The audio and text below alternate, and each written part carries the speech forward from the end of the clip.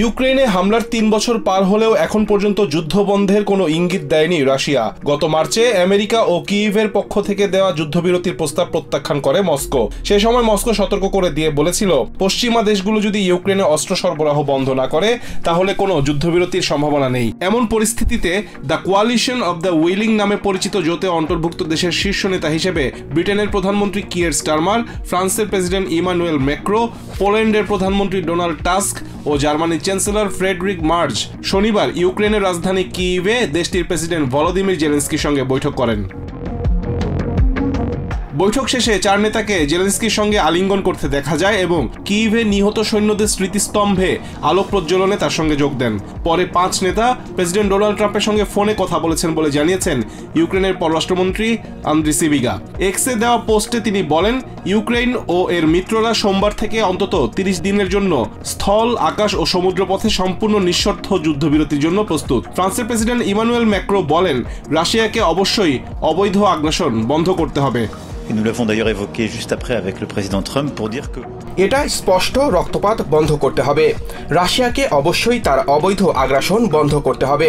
আমেরিকার পাশাপাশি আমরা রাশিয়াকে ন্যায়সঙ্গত ও স্থায়ী শান্তি নিয়ে আলোচনার জন্য 30 দিনের নিঃশর্ত যুদ্ধবিরতিতে সম্মত হওয়ার আহ্বান জানাই। massif de plusieurs partenaires. রাশিয়াকে সতর্ক করে ব্রিটেনের প্রধানমন্ত্রী কিয়ের স্টারমার বলেন, একটি স্থায়ী যুদ্ধবিরতিতে সম্মত না হওয়া পর্যন্ত রাশিয়ার উপর চাপ প্রয়োগ অব্যাহত রাখা হবে।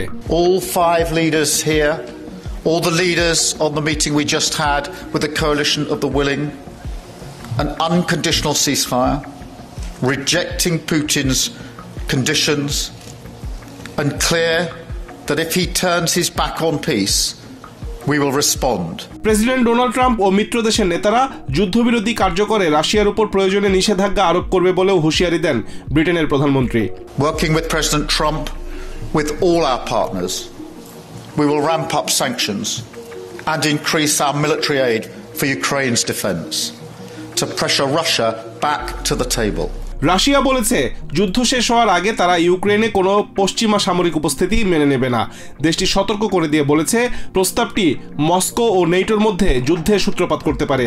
শনিবার এবিসি নিউজকে দেয়া সাক্ষাৎকারে ক্রেমলিনের মুখপাত্র দিমিত্রি পেসকভ বলেন, রাশিয়া যুদ্ধবিরতিতে সম্মত হওয়ার আগে অবশ্যই ইউক্রেনের মিত্রদের অস্ত্র সরবরাহ বন্ধ করতে হবে, অন্যথায় যুদ্ধবিরতিতে ইউক্রেন সুবিধা পাবে বলে দাবি করেন তিনি।